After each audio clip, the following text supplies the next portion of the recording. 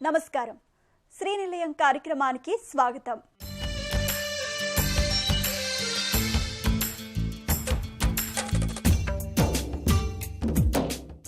ఇంటి నిర్మాణంలో వచ్చిన నూతన పోకడలు, ఇంటి ముస్తాబుకు సంబంధించిన తాజా విశేషాలు, స్థానిక సంస్థలు అందిస్తున్న సదుపాయాలు, గృహవాస్తులో ప్రేక్షకుల సందేహాలకు నిపుణులిచ్చే సమాధానాలతో మీ ముందుకు వచ్చింది ఈ వారం శ్రీనిలయం. ఈ విశ్వంలో అమూల్యమైన ప్రకృతి సంపదలో నీరు ఒకటి. మానవ మనుగడకు నీరే జీవనాధారం. కాంక్రీట్ జంగిలుగా మారుతున్న నగరాల్లో వర్షపు నీరు భూమిలోకి ఇంకే పరిస్థితి లేదు. ఈ వర్షాకాలంలో భూమి మీద పడిన నీరు వృధాగా పోకుండా ప్రతి ఒక్కరూ ఇంకుడు గుంతల నిర్మాణం చేపట్టాలి. అపార్ట్మెంట్, స్వతంత్ర గృహవాసులు వర్షపు నీటిని పొదుపు చేసుకునే ఏర్పాటు చేసుకోవాలి. మరి ఈ నేపథ్యంలో వర్షపు నీటిని ఎన్ని రకాలుగా పొదుపు చేసుకోవచ్చు అనే అంశంతో మీ ముందుకు వచ్చింది ఈ వారం శ్రీనిలయంలో ప్రత్యేక కథనం మీకోసం.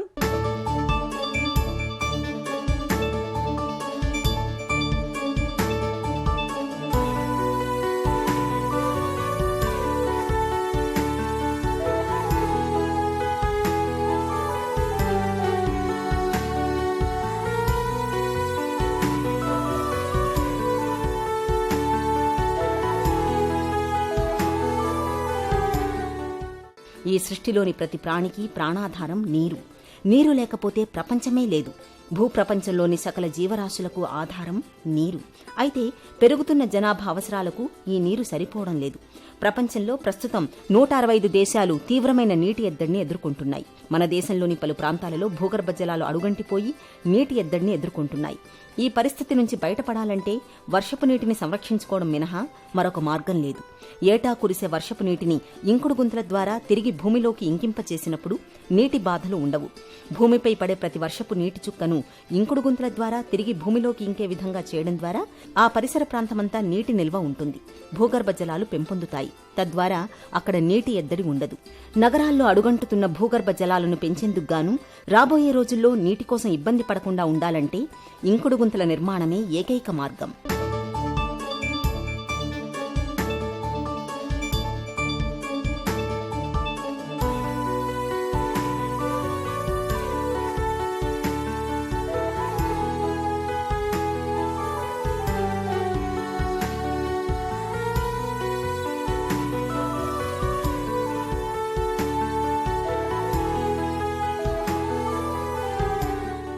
వచ్చేది వర్షాకాలం.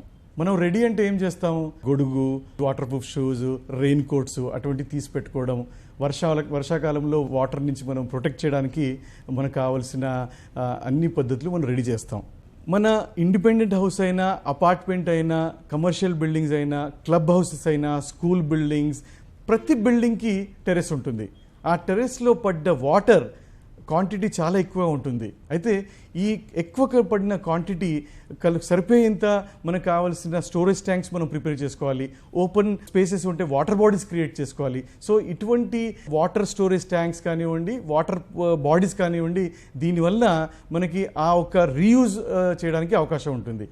ఓపెన్ ఉన్న wells or bore water recharge, this the best method. ఎందుకంటే ఎక్కువగా మనకు పడిన వాటర్ స్టోరేజ్ అయిన తర్వాత ఎక్సెస్ ఉన్న వాటర్ పూర్తిగా మనం బోర్వెల్ రీఛార్జింగ్ మరియు మన ఉన్న పరిసరాలకి వాటర్ టేబుల్ ఇంక్రీజ్ చేయడానికి ఉపయోగపడుతుంది.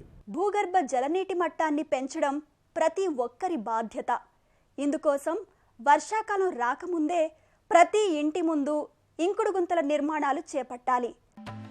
మన ఇంటి ఆవరణలో ఉన్న బోరుబావికి సంవత్సరమంతా నీరు పుష్కలంగా అందాలంటే వాననీటి ఇంకుడు గుంతలే ఏకైక మార్గం. 250 గజాల నుండి 500 గజాల స్థలంలో ఉన్న ఇంటి ఆవరణలో 4 అడుగుల వెడల్పు, 6 అడుగుల పొడవు, 8 అడుగుల లోతు ఉండేటట్లుగా గుంట తీయాలి. గుంట లోపల నలువైపులా అడుగు భాగంలో ఎక్కడా సిమెంట్ ప్లాస్టరింగ్ చేయకూడదు. మట్టి గుంటలో సగభాగం అంటే 4 అడుగుల మేర 60 మిల్లీమీటర్లు లేదా 40 మిల్లీమీటర్ల గ్రానైట్ రాళ్లు వేయాలి. వాటిపైన 2 అడుగుల మేర 20 మిల్లీమీటర్ల కంకర చిప్స్ వేయాలి. దానిపై 3 అంగుళాలు మాత్రమే బటానా లాంటి లేదా దొడ్డు ఇసుక వేయాలి. ఇలా చేయగా మిగిలిన అంగుళాల గుంట లోపలి భాగమున మాత్రమే సిమెంట్ ప్లాస్టరింగ్ చేసుకోవాలి. ఆ తర్వాత 1 అంగుళం ప్రదేశాన్ని ఖాళీగానే ఉంచాలి. గుంట చుట్టూ 9 అంగుళాల గోడ భూమిపై నుండి 6 అంగుళాలు లేదా 1 అడుగు పైకి కట్టుకోవాలి. ఆ తర్వాత ఇంటి పైభాగం మీద పడే వాన నీరు ఇంకుడు గుంతలోకి వచ్చే విధంగా 6 అంగుళాల పైపును ఇంటి పైభాగం నుండి ఇంకుడు గుంటలోనికి ఏర్పాటు చేసుకోవాలి. ఈ విధంగా నిర్మించిన ఇంకుడు గుంత ఎంత పెద్ద వాన కురిసినా ఆ నీటిని పీల్చుకోగలుగుతుంది.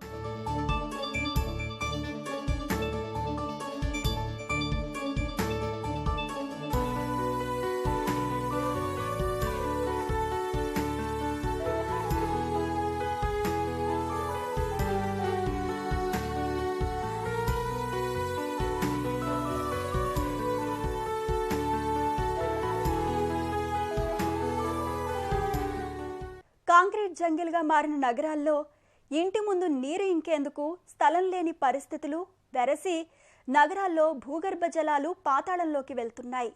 భవిష్యత్తులో నీటి కష్టాలు రాకుండా ఎలాంటి పద్ధతులు పాటించాలో ఇప్పుడు తెలుసుకుందాం.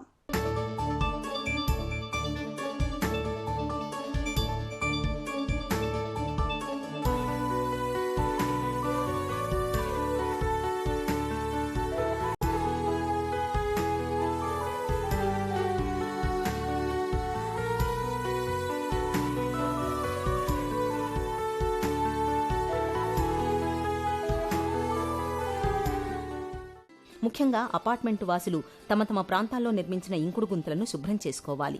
సొంతంగా ఇంట్లో నిర్మించుకున్న ఇంకుడు గుంతలైతే అవి సక్రమంగా ఉన్నాయా లేదా, తగినంత కంకర ఇసుక ఉందా అని పరిశీలించుకుని గృహ యజమానులు నిర్వహణ చేపట్టాలి.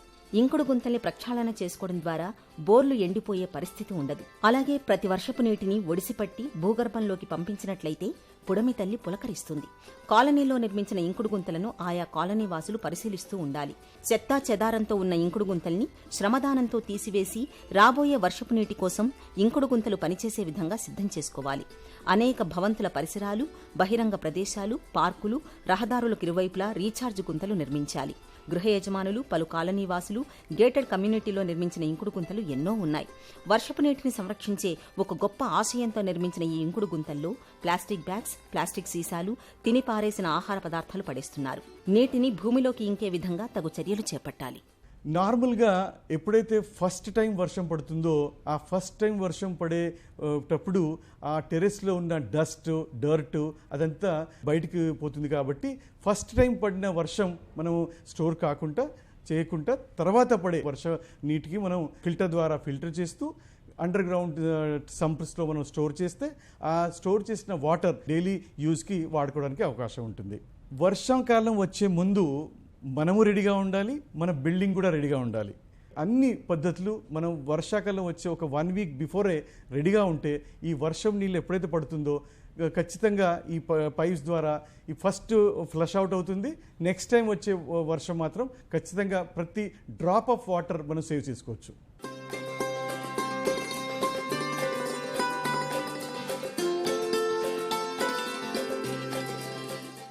వాన నీటిని ఎన్ని రకాలుగా భూమిలోకి ఇంకే విధంగా ఏర్పాటు చేసుకోవచ్చో ఇప్పుడు నిపుణుల మాటల్లో తెలుసుకుందాం.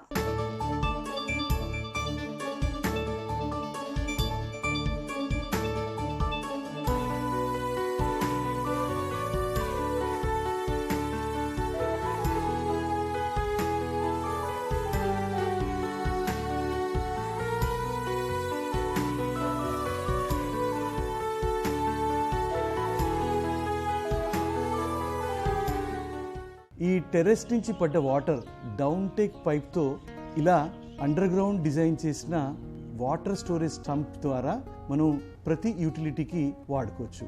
మనం ట్రెడిషనల్గా చూస్తే మనకు ఇంటికి కావాల్సిన వాటర్ వర్షం ద్వారా లేక్ ద్వారా మనకు ప్లాంట్కి వచ్చి ప్లాంట్ నుంచి పైపింగ్ నుంచి ఇంటికి రావడానికి ఒక కాంప్లెక్స్ సిస్టమ్. ఇది సింప్లిఫై చేయాలంటే సింపుల్గా రెయిన్ వాటర్ హార్వెస్టింగ్ చేస్తే మంచిది. సింపుల్ సిస్టమ్ అంటే ఎప్పుడైతే వర్షం నీరు పడుతుందో మన ఇంటి పైన కప్పు నుంచి డైరెక్ట్ మనం వాటర్ ట్యాంక్లో స్టోర్ చేస్తే మనం డైరెక్ట్గా మన యూటిలిటీకి వాడుకోవచ్చు.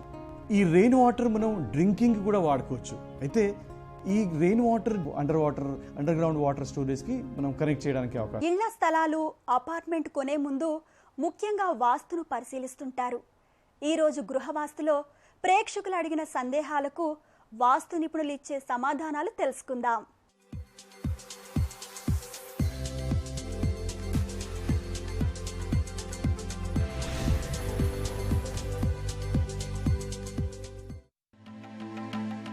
నెల్లూరు నుంచి శ్రీనివాస్ గారు తమ ప్రశ్నని ఈ విధంగా వ్యక్తపరుస్తున్నారు. అపార్ట్మెంట్ లో మా ఫ్లాట్ తూర్పు భాగంలో ఉంది. ఫ్లాట్ కు ఆగ్నేయ, వాయువ్య భాగాలు కట్టయింది. బాల్కనీ ఈశాన్య భాగంలో తూర్పు వైపు మాత్రమే ఉంది. ఇలా ఉండవచ్చునా?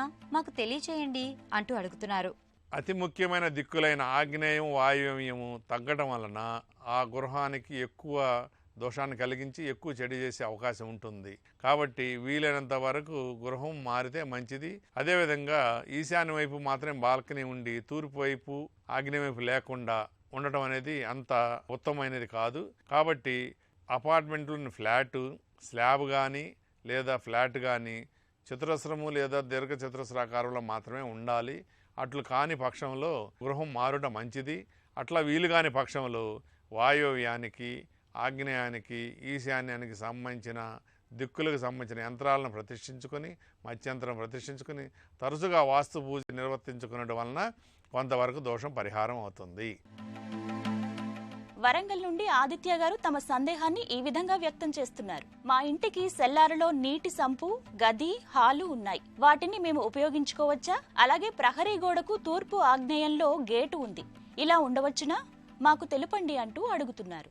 గృహ నిర్మాణం ఎప్పుడు వాస్తుశాస్త్ర నియమం ప్రకారం మన రోడ్ లెవెల్ నుంచి 1 అడుగు లేదా అంతకన్నా ఎక్కువగా ఉండేటట్టుగా గృహం యొక్క ఫ్లోరింగు చూసుకుని గృహ నిర్మాణం చేయాలి. అంతేగాని గృహం యొక్క బేస్ లెవెల్ రోడ్డు కంటే తక్కువ ఉండి నిర్మాణం చేయడం అనేది వాస్తు దోషంగానే భావించాలి. మీరు ఇప్పటికే సెల్లారు కనుక నిర్మాణం చేసుకుని వాడుకున్నట్లయితే అది వాహనాలకు మాత్రమే ఏర్పాటు చేసుకుని నివాసానికి ఉపయోగించకుండా గ్రౌండ్ అంటే రోడ్డు కన్నా ఎత్తుగా ఉన్న ఫ్లోరింగ్ లెవెల్ ఏదైతే ఉందో ఆ ప్రదేశం మాత్రమే నివాసానికి ఉపయోగించుకునండి. కింద భాగాన్ని ఏదైనా స్టోర్ రూములు కానీ లేదా వాహనాలు నిలుపుకునే ప్రదేశం కానీ ఏర్పాటు చేసుకోవాలి. కానీ అక్కడ నివాసం ఉండటం మాత్రం అంత మంచిది కాదు. తూర్పు రోడ్డుకి గేటు పెట్టవలసి వచ్చినప్పుడు తూర్పు ఈశాన్యం కానీ లేదా తూర్పులో కానీ పెట్టుకోవాలి. తూర్పు ఆగ్నేయంలో మాత్రం నిషేధం. వీలైతే ఆ గేటుని తూర్పు ఈశాన్యంకు మార్చుకుంటా మంచిది. హైదరాబాద్ నుంచి ప్రవీణ్ కుమార్ గారు తమ సందేహాన్ని ఈ విధంగా వ్యక్తం చేస్తున్నారు. గృహ నిర్మాణం చేసే ముందు ప్రహరీ గోడ నిర్మించి ఇంటి నిర్మాణం చేస్తారు. ఇలా ఎందుకు చేస్తారు? వివరంగా చెప్పండి అంటూ అడుగుతున్నారు. గృహ నిర్మాణం చేసేటప్పుడు స్థలం శుద్ధి చేసుకుని స్థలానికి 4 వైపులా చతురస్రాకారము లేదా దీర్ఘ చతురస్రాకారంలో ప్రహరీ గోడను ఏర్పాటు చేసుకుని ఆ తదుపరి మాత్రమే గృహ నిర్మాణం చేపట్టినట్లయితే పరిసరాల ప్రభావం ఈ గృహంపై పడదు. కావున మీరు అతి త్వరగా ఆర్థికపరమైన సమస్యలు లేకుండా, ఎలాంటి ఆటంకాలు లేకుండా గృహ నిర్మాణాన్ని పూర్తి చేయవచ్చును.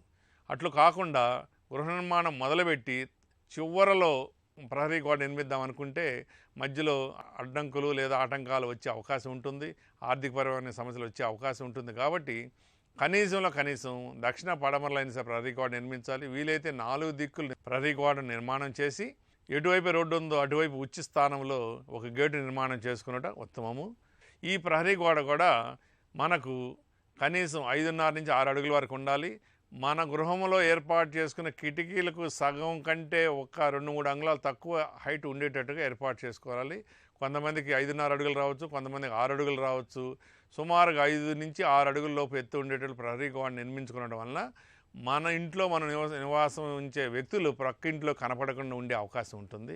కాబట్టి ప్రహరీ గోడ అనేది మనకు రక్షణ కవచంగా ఉంటుంది. కాబట్టి ప్రహరీ గోడను ఖచ్చితంగా నిర్మించుకుని ఆ తదుపరి మాత్రమే గృహ నిర్మాణం చేయాలి. సొంతిళ్లు సమకూర్చుకోవడానికి గృహ యజమానులు ఎంత ఆసక్తి చూపిస్తున్నారో ఆ కలల గృహాన్ని మరింత అందంగా రూపకల్పన చేసుకునేందుకు కూడా అంతే ప్రాధాన్యమిస్తున్నారు. ఇంటిని తమ అభిరుచికి అనుగుణంగా నిర్మించుకోవడం ఒక ఎత్తైతే చూపరులను ఇట్టే ఆకట్టుకునేలా గదులను చూడముచ్చటగా అలంకరించుకోవడం మరో ఎత్తు. ఈ నేపథ్యంలో వివిధ గదులను అందంగా ఎలా ముస్తాబు చేసుకోవచ్చు అనే అంశంతో మీ ముందుకు వచ్చింది ఈ వారం శ్రీనిలయంలో.